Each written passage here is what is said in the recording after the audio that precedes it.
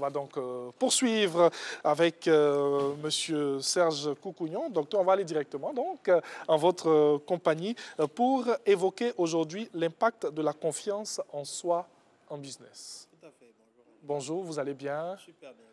C'est important de faire la liaison entre ces deux, la confiance en soi, le business? Effectivement, c'est très très important. Ouais. La confiance en soi est l'une des composantes essentielles si on veut parler de business. Il n'y a pas que le fait de faire du chiffre, mais la confiance devient un moteur. Et laissez-moi tout de même signaler deux points d'impact de la confiance en matière de business. Le premier point d'impact, c'est qu'on l'a déjà défini sur ce plateau, la confiance en soi est la capacité, est la reconnaissance de notre capacité à faire les choses. Donc l'état d'être d'une personne qui se sent capable de. Et si on veut parler de business, si on veut entrer en business, on veut se lancer dans le domaine des affaires pour générer de l'argent, tout cela, on aura tendance à faire les choses en fonction de la conscience qu'on a de qui on est. La conscience qu'on a de la capacité que nous avons à faire les choses. Donc cette conscience-là va influencer la façon dont nous allons faire les choses. Deuxièmement, quand on parle de business, on parle d'interaction avec les autres. Bien sûr. On parle d'entrer en relation avec les clients, les partenaires. Mais si un entrepreneur ou une personne intéressée par le business n'inspire pas confiance, on aura du mal à lui faire confiance. Et qui parle de confiance, qui parle aussi de transactions. Parce qu'on ne donne pas de l'argent à quelqu'un en qui on n'a pas confiance. C'est clair. Alors qu'il est difficile d'inspirer confiance si nous-mêmes, on n'a pas confiance en nous. Alors, docteur, on va aller pas à pas, avant même d'entrer dans ce lien entre la confiance en soi et le business. On va d'abord un peu s'arrêter sur la confiance en soi. Qu'est-ce que c'est? On va peut-être revenir sur quelques mots. Qu'est-ce que c'est que la confiance en soi et surtout comment développer cette confiance en soi? Alors, la confiance, comme je l'ai dit tout à l'heure, c'est l'état d'être. L'état d'être. D'une personne qui se sent capable de. Donc, une personne qui reconnaît sa capacité à agir, sa capacité à prendre des initiatives, sa capacité à mener à bien un projet, sa capacité à aller au bout de ce qu'elle commence, sa capacité tout simplement à entreprendre. OK. Maintenant, on a fait le lien entre la confiance en soi et le business. À quel degré, dites-nous, cela est indispensable, la confiance en soi dans le business? Je dirais que c'est indispensable à un degré très élevé dans la mesure où, pour tout ce qu'on veut entreprendre, que ce soit dans un secteur ou dans un autre, on a besoin de passer à l'action, bien évidemment. Et passer à l'action demande une certaine impulsion. Cette impulsion-là, on va dire, oui, elle prend appui sur notre motivation, mais on peut avoir une motivation sans pour autant oser dépasser les premières idées ou le premier enthousiasme qui est là. La plupart des gens qui veulent se lancer en activité ou en business ont des idées, ont de très belles idées. Oui. Ah oui, ça peut marcher. Mais bon, très peu osent franchir le cap de la simple idée pour commencer à la matérialiser. Donc, la confiance devient indispensable parce qu'au-delà d'avoir l'idée, la confiance va nous aider à franchir le cap. Donc, ça, c'est un premier niveau. Le deuxième niveau va consister dans le maintien de l'activité qu'on lance. Parce que maintenir cette activité va demander de faire du chiffre et faire du chiffre va demander d'aller vers les clients. Je pense qu'on aura le temps d'en parler plus en détail. Et le troisième niveau, c'est l'expansion de ce qu'on fait. L'expansion de ce qu'on fait parce que quand on démarre une activité, on peut rester au même niveau, rester dans sa zone de confort ou alors avoir suffisamment confiance pour explorer de nouveaux horizons. Alors, question simple. Avant de poursuivre, question très simple. Est-ce qu'avoir confiance en soi suffit à réussir pour réussir plutôt son business? Avoir confiance en soi est important pour réussir son business, mais ça ne suffit pas parce que la confiance ne va pas remplacer la compétence. Ah, merci pour cette précision. La confiance ne remplacera pas la compétence. Bien évidemment, pour réussir en business, il faut comprendre les besoins de son marché, il faut être à même de satisfaire au mieux ou de la meilleure manière les attentes de ses clients. Et vous voyez, cette capacité que nous avons à comprendre et à satisfaire les besoins des clients ne peut pas être substituée par la confiance. C'est un peu comme quelqu'un qui dit « Ah, j'ai confiance en moi, je peux conduire, mais tu n'as aucune compétence dans la conduite. » Donc, on te met au volant de la voiture, oui, ta confiance ne va pas faire démarrer le véhicule. Donc, la confiance, c'est bien, ça aide, ça booste même, ça aide à passer à l'action, ça aide à démontrer les compétences qu'on a, ça aide à satisfaire le client, à aller au contact du client, mais ça ne remplace pas les compétences de base permettant de réussir en business. Une autre question très simple aussi, qu'on m'envoie là maintenant, qui ne chamboule pas mon questionnaire, mais quand même qui est un rajout. Avoir confiance en soi, il faut avoir certaines aptitudes. Hein. On se dit peut-être je suis allé à l'école, j'ai bien cette capacité intellectuelle qui fait que j'ai confiance en moi. Et si on a cette personne qui n'est pas allée à l'école et qui n'a pas cette capacité, qui pourrait lui donner cette confiance en soi, est-ce que cette personne peut forcément réussir en affaires? Qu'est-ce qui va être décisif là pour que cette personne puisse réussir? Déjà, vous avez mentionné le fait d'être allé à l'école. C'est important, Oui. mais ce n'est pas indispensable pour avoir confiance en soi. C'est un fait parmi... Voilà, effectivement. Comme je l'ai dit, on peut très bien ne pas être allé à l'école. Et il y a de nombreux exemples de personnes qui ne sont pas allées très loin à l'école, mais qui bâtissent des structures, des entreprises qui tiennent la route et qui influencent positivement l'économie de notre pays. Donc, les exemples sont légion. Seulement, il faut reconnaître que cela peut représenter un handicap. Le fait de ne pas être allé à l'école, ça peut créer un certain complexe, une certaine gêne, mais ce n'est pas l'élément clé. Donc la confiance ne va pas seulement s'appuyer sur le fait qu'on ait les compétences intellectuelles ou qu'on ait le background nécessaire, qu'on ait les diplômes.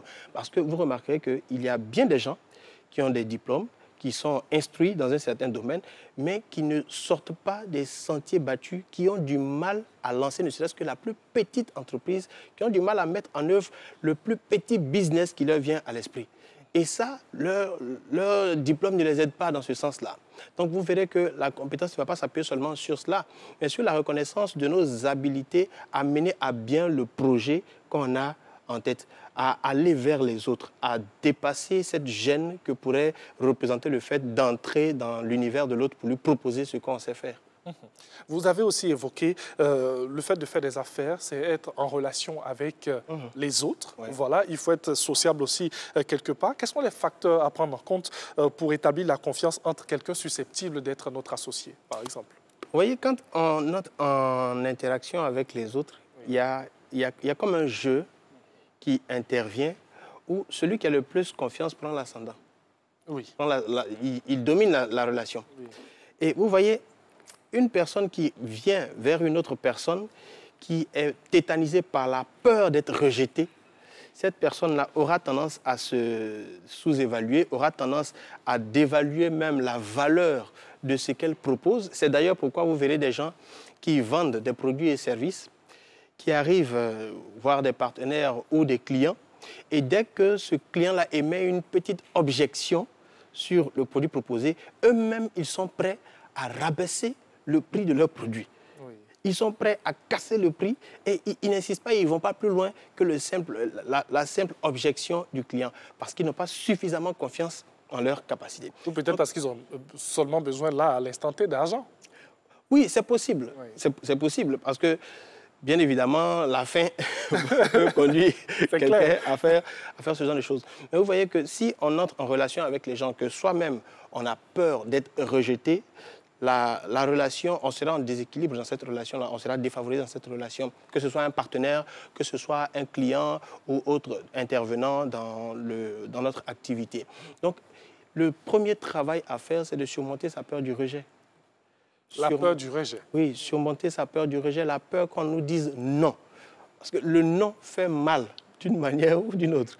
Entendre non fait mal et on n'est pas toujours à l'aise avec le refus. C'est d'ailleurs pourquoi vous verrez des gens qui ont la possibilité de résoudre des problèmes là où on en a besoin, mais qui ne disent pas un mot.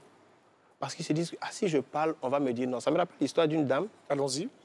Qui avait commencé à vendre des produits vivriers, donc à faire la livraison de produits vivriers à domicile. Et un jour, je la contacte pour savoir comment va son activité. Elle me dit, ah, coach, bon, j'ai lancé l'activité, on est là. J'ai dit, mais tu en es où?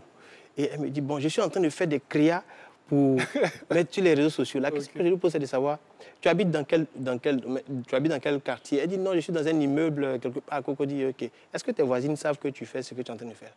Et tu es en train de me parler de faire des créas. Je dis, bon, les voisines ne savent pas encore, mais bon, je me dis que je peux faire sur Facebook. Souvent, les gens veulent se servir des réseaux sociaux pour cacher leur gêne à aller vers les autres. Parce qu'on se dit, bon, c'est derrière un écran. Si on me dit non là, bon, c'est pas trop direct. Alors qu'autour de nous, il y a des gens qui ont vraiment besoin de ce qu'on sait faire, de ce qu'on peut apporter. Et cette peur du rejet-là nous empêche d'aller vers eux pour proposer nos services. On va évoquer un autre aspect, le facteur risque. On sait que quand on va faire des affaires, eh bien, il y a cet élément-là qu'il ne faut pas omettre. Est-ce qu'aujourd'hui, eh bien, la prise de risque va-t-elle avec la confiance en soi? Vous verrez que prendre des risques, c'est quelque chose... Déjà, même le simple fait de se lever pour venir à cette émission, c'est un risque que vous prenez. OK. Parce que vous ne savez pas ce qui pourrait vous arriver. C'est clair. N'est-ce pas? C'est clair. Voilà. Donc, c'est pareil avec le business seulement. On peut prendre des risques calculés. Quand on fait des activités, on entreprend. Des risques calculés. Des risques calculés parce qu'on a pris le temps d'étudier le secteur, de connaître les tenants et les aboutissants. On minimise les risques. Et à ce sujet-là, il y a une chose sur laquelle je veux attirer l'attention. C'est que la plupart des gens qui ont une idée, qui sont enthousiasmés par cette idée et qui finissent par commettre les plus grosses erreurs, ce sont des gens qui, non seulement après avoir eu l'idée, ont décidé de rassembler toutes leurs économies et les ont jetées ou les ont injectées dans cette idée ou dans cette potentielle, dans cet investissement-là qu'on leur a présenté, qui paraissait juteux.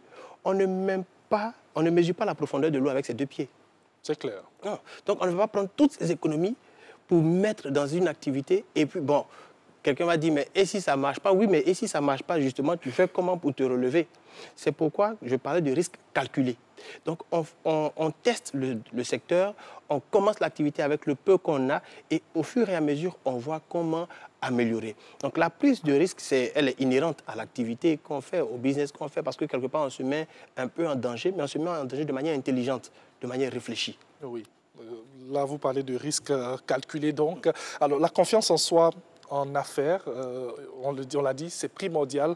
Donc, on pourrait aller avec cette confiance en soi-là pour, bien sûr, agrandir bien son business. Pourquoi pas? Alors, est-ce qu'il est possible d'énumérer quelques points de l'impact de la confiance en soi sur notre business? Il y a trois grands niveaux d'impact. Le premier niveau d'impact, c'est déjà dans le démarrage de l'activité. Oui. Je l'ai dit tout à l'heure, de nombreuses personnes ont des idées, elles ont envie de faire des choses. Elles vont se dire que si je fais ça, ça peut marcher. Si je lance cette activité-là, ça peut me rapporter de l'argent, tout ça. Mais elles auront du mal à démarrer effectivement. Vous verrez des gens qui vont participer à tous les séminaires où on parle d'entrepreneuriat. Oui. Qui vont lire, acheter tous les livres qui parlent de comment démarrer un business à partir de zéro. Vos livres, Les livres n'en parlent pas. Ne parlent pas encore de comment... Oui. Mais ils achèteront tous les livres qui vont parler de comment gérer un business, comment faire des millions avec un business, etc. Ils vont lire peut-être les premières pages, mais ils ne passeront jamais à l'action. Donc, la confiance, déjà, agit à ce niveau. Parce que si on a davantage confiance en nous et en ce qu'on veut faire, dans notre capacité à réaliser les choses, on passe rapidement de l'idée à l'exécution de cette idée-là. Le deuxième niveau d'impact, c'est dans le maintien de l'activité. Et là, je mets l'accent sur le fait qu'une activité se maintient parce qu'on génère de l'argent. Quelqu'un qui dit qu'il démarre un business et qui ne fait pas d'argent, c'est juste une ONG ou bien une association qu'il vient de créer. Ce n'est pas un business. On a un business pour générer de l'argent. Oui. Mais pour générer de l'argent, il faut faire des ventes. Et on ne peut pas vendre si on est tétanisé par la peur d'être rejeté. Et c'est d'ailleurs pourquoi avoir confiance nous permet d'aller vers les autres, de nous ouvrir, de négocier au mieux, de ne pas rabaisser la valeur de nos produits et services. Il y a des gens, par exemple, justement, vous avez mentionné que est-ce que ce n'est pas le besoin immédiat d'argent d'avoir de l'argent qui fait que les gens sont prêts à négocier au rabais eux-mêmes leurs propres produits. Justement, quand on a suffisamment confiance en ce qu'on fait, en la qualité de son produit, on ne va pas donner un prix ou on ne va pas le vendre à un prix qui n'est pas sa valeur réelle. Est-ce qu'on se comprend à ce niveau? Et le troisième point, c'est au niveau de l'expansion de notre activité. Pendant de nombreuses années, vous verrez des gens en train de faire la même chose, au même endroit, à servir le même nombre de clients, dans une sorte de sécurité. C'est ce secteur-là que moi je connais. C'est les gens qui sont là que moi je peux servir. Parce que quand tu leur proposes, mais bon, il y a d'autres personnes qui ont les mêmes problèmes, mais tu peux toucher, tu peux étendre. Ah, mon cher, attends, je vais rester là, c'est ici là qui est bien pour moi. Oui. Et en fait, on se contente de ce qu'on a. Ça cache une insuffisance de confiance pour aller au-delà parce qu'on ne veut pas quitter le connu. On ne quitte pas ce qu'on sait déjà, on maîtrise déjà, on se dit que c'est se mettre en danger que d'aller au-delà. Alors que quand on a suffisamment confiance, naturellement, on peut aller explorer, étendre ce qu'on fait comme activité, professionnaliser, aller à un autre niveau. Alors, rapidement, avant de terminer avec vous, Dr Serge Koukouyon, que devons-nous retenir aujourd'hui lorsqu'on parle de confiance en soi et de business? Alors, ce qu'on doit retenir lorsqu'on parle de confiance en soi et de business, c'est que la confiance devient un élément indispensable puisque la confiance va impulser le mouvement. La confiance va nous permettre d'aller au-delà de ce à quoi on s'attend ou de ce à quoi on est habitué. Et puis, la confiance va permettre de catapulter nos ventes. Elle va permettre de générer davantage de chiffres. Elle va nous faire aller au-delà de ce qu'on a l'habitude de faire, d'oser. Elle va nous permettre d'oser gagner plus, gagner du terrain, gagner en importance. Et puis, bien évidemment, quand on gagne en importance en business, on gagne davantage d'argent. Dr Serge Koukouyon, merci. Merci à vous. Excellente journée donc. La confiance en soi primordiale pour faire du business. Vous avez ici eu tous les éléments qui nous permettent de faire le lien entre la confiance en soi et nos affaires.